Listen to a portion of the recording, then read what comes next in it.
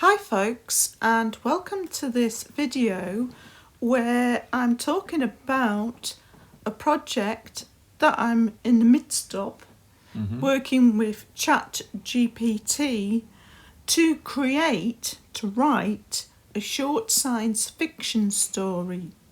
So what I'm going to do in this video is answer a couple of questions I've been asked and also explain just how this process is working. Okay.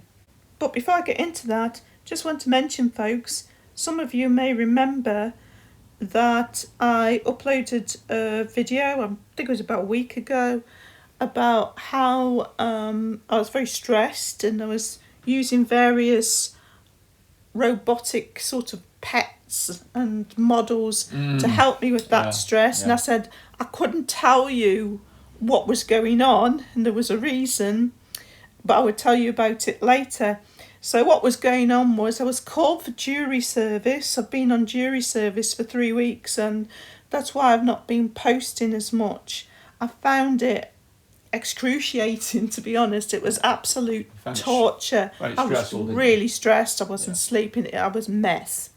But thank God that's over and done with, and I just want to put it from my mind now. Some people find it interesting. I do not find... That's not the word No. I would use. So getting back to the project. Now, I'll answer the questions first. Okay. One person said, oh, please write more of the story because I've read out the first part of the story. It was only about 900 words. Yeah. But I read it out yesterday and uploaded that. And I think some people were concerned that I might just go away and forget about it. Yeah, you do intend to complete it, don't you? I intend to complete it. But it will be a short story, yeah. Yes. So in terms of how long it's going to be, the second part is written now, and I'll be reading that out and uploading it later today. And currently it's standing at around 2,500 words. Right. And I think there'll be at the most 8 more parts after that. Oh, that long, right, okay. But that's at the most. Okay, yeah. Just for the ideas that are going to be in the story. Roughly, I would say, that's the ballpark we're in. Right. So someone else asked me if I was using ChatGPT through Luna. I'm not. No, you're using it through a web interface, aren't you? Basically through a browser. Yeah, through a web browser. So I go to the website. The normal way you would use it, really. Yeah. Haven't you got to create some sort of login or something, Paul? You just got to create a free account first if you want to use it, yeah. So username and login as usual. So Paul started using it first, didn't you? Yeah, You started using ChatGPT first, web browser. Yeah, but not to write a book, though. But not to write a book. And so we already had an account because Paul set that up quite a while ago now, isn't it? When it first came out, when the first 1 million subscribers they got in, 7 days or something like that, I was one of those 1 million.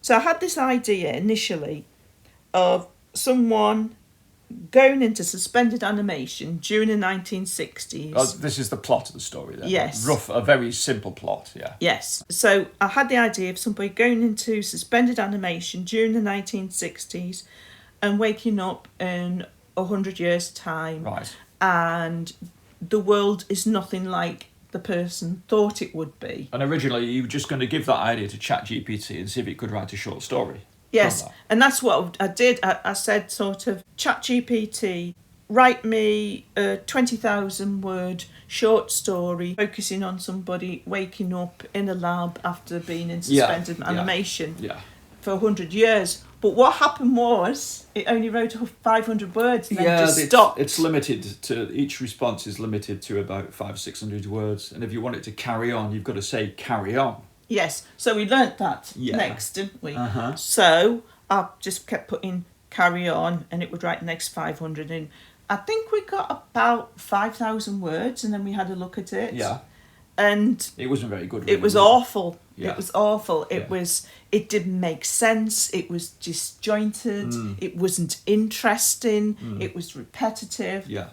So what I did after that was... You gave it guidance. I gave it guidance. And you limited it to about 100 or 200 words each time. Yes. And you found that was actually, I mean, ChatGPT is good. It does come up with ideas, doesn't it? Well, I find the best thing about ChatGPT for writing a story is that it can construct sentences in the way that somebody does when they write a novel. Yeah, and dialogue. And dialogue, and I'm no good at that. Yeah. It's all the things that you need to know how to do creative writing are things that to be quite honest, I can't be bothered to learn. Yeah. So ChatGPT can do this, but it can do description. Yeah. It can do dialogue and all the other little bits in between. So it's taking the effort out of it. Yes. But it's not as good as a real author would be, is it? Well, we found that when we gave it like a full novel to write. Yeah. The plot was hopeless. Hopeless. But there are ways around that. Yes. So that's when I started just getting it to do 100 words at a time. So this is the sort of thing I'm doing. I'm putting in... so I'll read the last bit that ChatGPT has written. Yeah. And then I think about the story. Mm-hmm. And then I'll say, carry on. Describe how Brett has another meeting with Dr. Harper. Right. She wants him to take a drug. Okay. They have an argument.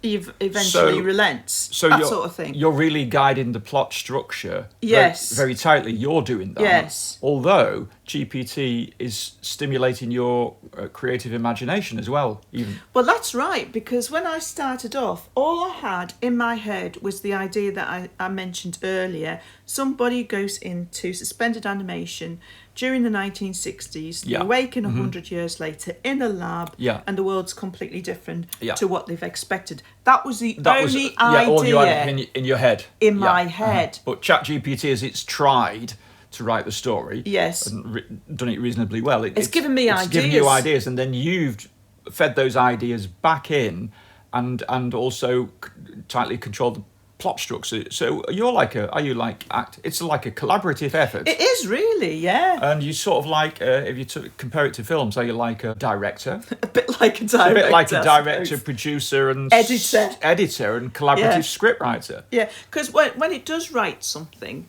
I'll look through it and I think, oh, I love that bit. Oh, that's great. Yeah. Keep that. And then the next bit, don't like that. Cut that out. Or...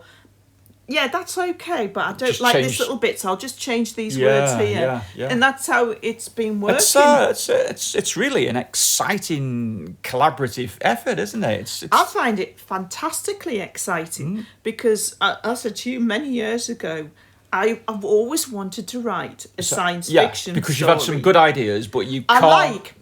You can't sit down and really do the slog. As like the slog, yeah. I love ideas, and imagining ideas. I cannot be bothered to structure dialogue, to do descriptive passages, and all the rest. I just can't be bothered. Yeah. It's the ideas, the plot line. That's what interests me. Yeah, it's really exciting. And we've also said as well, haven't we, that I've mentioned it to my mother. My mother loves mysteries, murder mysteries. Yes, she does, And I told her I was doing this, and I think she actually said, oh, you could use it to write a murder mystery. So what we're going to do is, when we go over...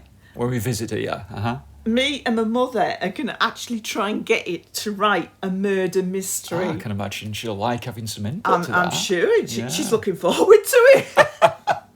Great stuff.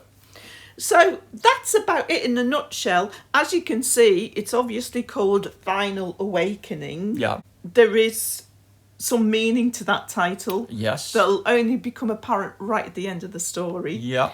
And I'm really enjoying it. I'm enjoying feeding little tiny snippets of information here and there that'll all make sense at the end of the story. And the pictures are generated. Oh yeah, we've not mentioned, have we? The picture that you can see on the screen, that was generated by an AI as well, wasn't it? Yeah, by the picture generator. Is it DALL-E? Yes. 2, I can't remember the name. So I think you put in something like a young man awakening in a futuristic world or something like that. with a red light above him. In a basic room with a red light, yeah. Interestingly, the whole thing with the metal walls and the red light, that was not me. That was all ChatGPT that came up with those You asked things. for the red light, I think. I didn't. Did you not? I asked for the red light in the picture, Right. but it was ChatGPT that came up with that room. Oh, I see, right. It did all the right, okay, description yeah. of the room. It came up with the red Yeah, light, yeah, the yeah, of pulsing course, red yeah. light, and the metal walls. And then we asked DALL-E To produce a to picture. produce a picture with that sort of description that ChatGPT had given So us. we've got 2 AIs and yourself, all like a threesome effort and collaborative writing and picture generating. Great stuff. Yes. So that's about it, folks, for an explanation of how I'm doing this. If you've got any questions at all, I'd be really happy to answer them. Pop them in the comments below. I look forward to reading the second part of the story later today, reading it out and uploading that on my channel in another video. And I look forward to listening to it. Yeah, Paul's enjoying listening to it as well. Yeah. But that's it for this video, folks. Thanks for watching as always, and see you next time.